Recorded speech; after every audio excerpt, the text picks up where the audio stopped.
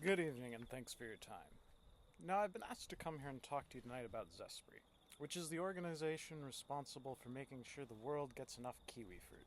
And I want to say at the outset that I consider this an important job, and I'm glad someone's doing it, and tonight that someone is me. So here we go. Now, I should say I've done a fair bit of analysis in preparation for this. I've used a number of internationally recognized strategic frameworks, which I'll be getting to, and I've got my sources here and I'll be citing them as I go because that's what you do. And if anyone's got a problem with that, they can take it up with Michael Porter, whose address I can provide. Righto? Zespri is a grower owned cooperative based in Mount Maunganui, which is a very good place to be if you're going to be based somewhere, and exports kiwi fruit to about 30 countries and turns over around 4 billion New Zealand dollars a year. 4 billion for a fruit that most people are still approaching with a teaspoon and a look on their face like they're not entirely sure what's expected of them. The cooperative was set up in 1997, which was itself the result of about 100 years of increasingly colorful attempts to sell kiwi fruit in an organized fashion, each of which collapsed in a manner that was instructive and expensive, and out of which Zespri eventually emerged, blinking into the light and getting on with it. Last year they exported 170 million trays. Now, if you stacked those trays up, they would reach an altitude that I'm not going to specify, because I haven't done that particular calculation. But the number is very large, and I think we can all agree that that's the main point. Righto, the analysis. PESTLE. Now, the PESTLE framework, and this comes from Johnson, Scholes, and Whittington, for those of you playing along at home, asks us to look at the political, economic, social, technological, legal, and environmental factors affecting an organization. And I want to work through these because they're all doing something very interesting, and some of them are doing something very interesting indeed. Zespri operates under a single-desk marketing system that's protected by New Zealand law, which means Zespri is the only outfit legally allowed to export New Zealand-grown kiwi fruit, which is the kind of political environment that strategic analysts call favorable, and which the rest of us call a pretty good lurk if you can get it. Internationally, the key relationships are with China, Japan, South Korea, and the European Union, all of which are important and all of which are, to varying degrees, complicated. And I'll be getting to the complicated one in some detail later on. Economic. The global health food market is projected to hit USD at 1.1 trillion by 2027, which is an enormous number, and the Asian middle class is expanding at a rate that is very good news for anyone selling a premium health product, which Zespri is. The New Zealand dollar's historic strength has occasionally made Zespri's treasury team lie down on the floor, but that's the currency risk of being a small export nation, and there's not a lot you can do about it, except invoicing US dollars for the best. People want to eat better. This is the social trend, and it's a good one. And Zespri is very well positioned for it. There is also growing interest in provenance. Where food comes from, who grew it, whether the person who grew it was treated fairly, and the soil they grew it in was treated reasonably. And New Zealand's clean green reputation, which is not entirely unearned, is worth a considerable amount in this environment. Zespri is a proprietary plant breeding program that produces new kiwi fruit varieties protected by plant variety rights, which is the horticulture equivalent of a patent, and which means if you want to grow a Zespri variety commercially, you need Zespri's permission, which is a sensible arrangement and one that has worked well everywhere except China, which I'll be getting to. This is also there's also a sleep study published in the Asia Pacific Journal of Clinical Nutrition. Independent researchers, peer-reviewed, not commissioned by Zespri. I want to make to be clear about that.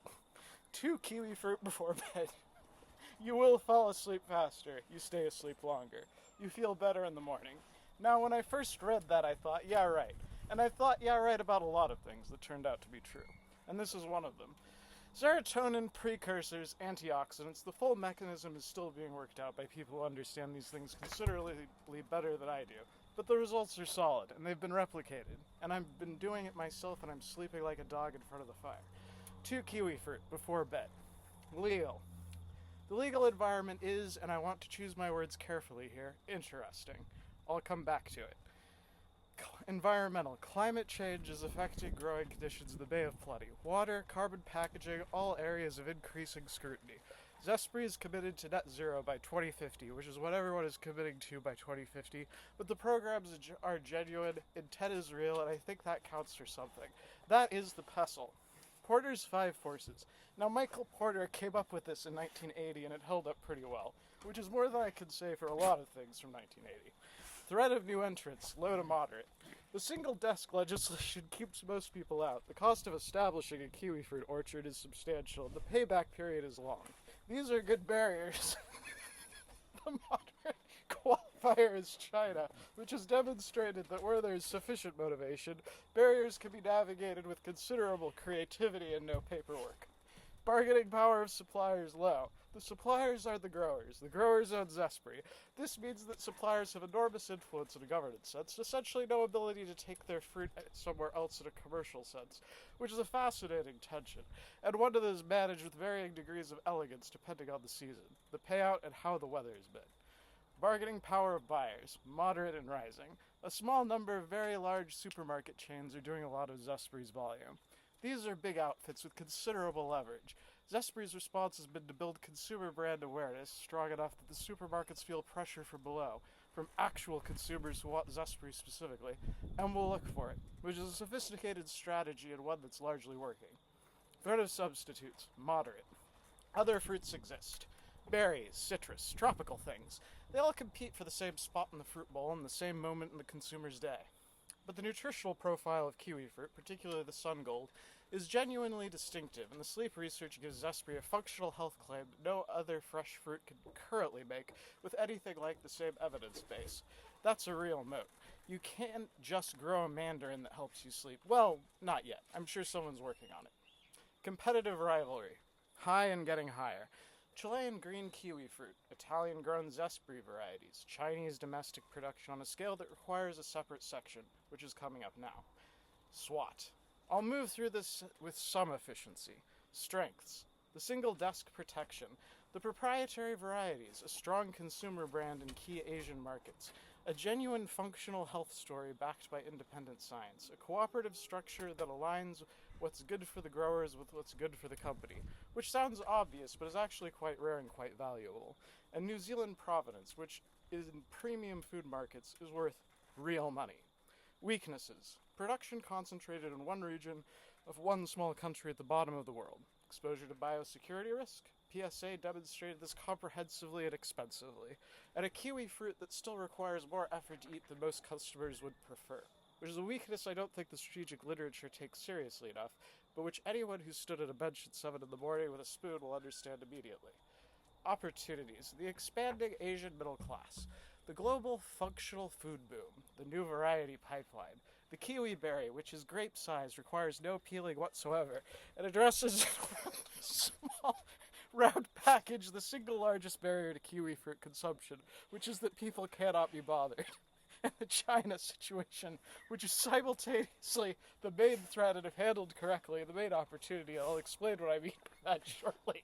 Threats. Unauthorized propagation of proprietary varieties in China.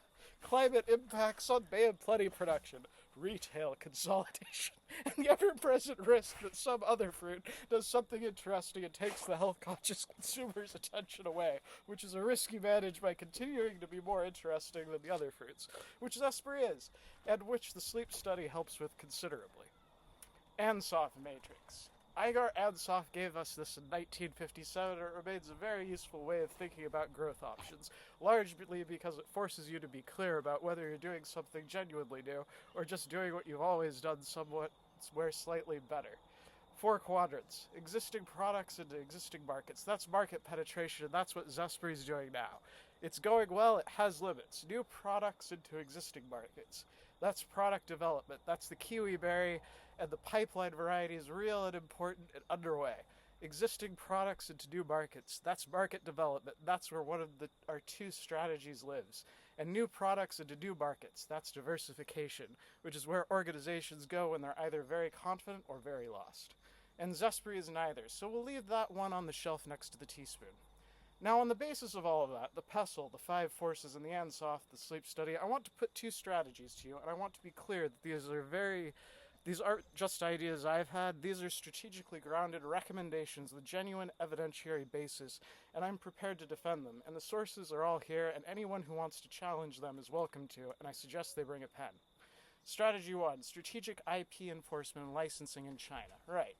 China is growing our fruit. I've mentioned this a couple of times tonight, and I want to return to it now with strategic intent rather than merely a sense of grievance, because I think there's something important here that isn't being said. The current approach is litigation and diplomatic engagement, and it's appropriate, and it should continue. But litigation in Chinese courts is slow and expensive and uncertain, and the scale of what's happening over there is such that enforcement alone is not a complete answer. The complete answer is licensing. Now here's the thing. If Chinese growers are going to grow a variety that looks and tastes and genetically presents itself in a manner extremely similar to our own sun gold, regardless of what we do about it, and on current evidence they are, then the strategic question is not how do we stop them, because stopping them is proving quite difficult.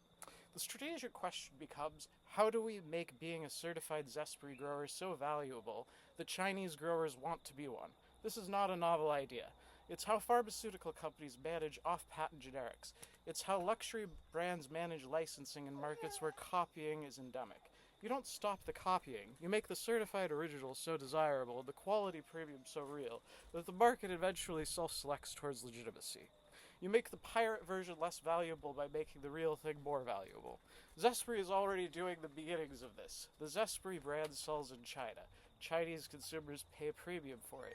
The infrastructure is there. The strategy is to formalize and accelerate. Establish a Zespri certified Chinese production program with licensed growers, Zespri quality protocols, Zespri branding, Zespri agronomic support, which generates licensing revenue, undermines the value of uncertified product, positions Zespri as the global authority on gold kiwi fruit regardless of geography, and gives Zespri a genuine seat at the table in Chinese conversations about plant variety rights. This is, to use the technical term, a judo strategy. Use the other person's momentum. China is growing our fruit. We make China grow our fruit into a Zespri program. Now, the cultural leadership dimensions here are critical, and I want to be straight about it. This strategy requires a style of relationship building that is specifically and distinctively Chinese. Long-term, trust-based, conducted through appropriate intermediaries, patient in a way that New Zealand organizations don't always find natural, because New Zealand organizations tend to want to get on with it, which is a virtue in many contexts and a liability in this one. The leadership capability required to execute this is not the same capability that got Zespri to $4 billion in Western supermarkets. It is genuinely different, and developing it is not a footnote to the strategy, it is part of the strategy. Strategy 2. Accelerated market penetration into Southeast Asia. The Ansoff matrix put market development on the table, and the specific market development I'm recommending is Southeast Asia, Vietnam, Thailand, Indonesia, the Philippines, which are large, growing, increasingly affluent, and currently under-penetrated by Zespri relative to what the data says the opportunity is. Japan, South Korea, and China are Zespri's established Asian markets. They're important and they need to be defended, but they're also mature and competitive, and in China's case strategically complicated in ways I've just spent some time outlining. Southeast Asia is different. The Vietnamese middle class alone is projected to reach 56 million people by 2030. Health consciousness is rising sharply across the region. People are spending more on food. They want to know what's in it and what it does for them. Zespri is a brand in these markets, but distribution is patchy, and the investment in market development has been modest relative to what the numbers say the opportunity could be. The strategy is a coordinated push. Distribution partnerships with people who actually know their markets, in-market brand investment, health positioning built around the functional nutrition story, and the sleep research, and retail activation designed for the specific way people in each country actually buy and eat food. And I want to be very clear about this because it matters. This is not a generic Southeast Asian strategy. Vietnam is not Indonesia. Indonesia is not the Philippines. A strategy that treats the whole region as one market will fail in the specific and culturally destructive way that generic Asia strategies always fail. And there are enough of these already. Zespri built the Japan market over decades of patient, locally informed relationship investment. It didn't happen quickly, and it didn't happen by treating Japan like a slightly more distant version of Australia. The same approach, genuine local knowledge, genuine local partnerships, genuine long-term commitment is what's required here. The good news is that the capability exists, the model exists, the brand exists, the health story is genuinely compelling, and the sleep research travels well across cultures because everyone wants to sleep better. That's not a culturally specific aspiration, that's just being a person. 2 eat kiwi fruit before bed. That works in Hanoi. That works in Jakarta. That works everywhere there are people who are tired, which is, of course, everywhere. In conclusion, So that's the analysis. Pestle told us the environment is favorable but legally interesting. Porter told us the competitive position is strong but not invulnerable. The SWAT told us the strengths are real and the China threat is also an opportunity if you look at it sideways. And Ansoff told us where to go next.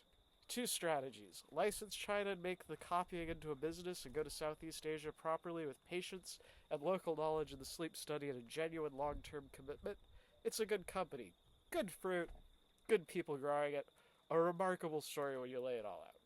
Brown and hairy on the outside, surprisingly good once you get into it. Thank you very much for your time, and good evening.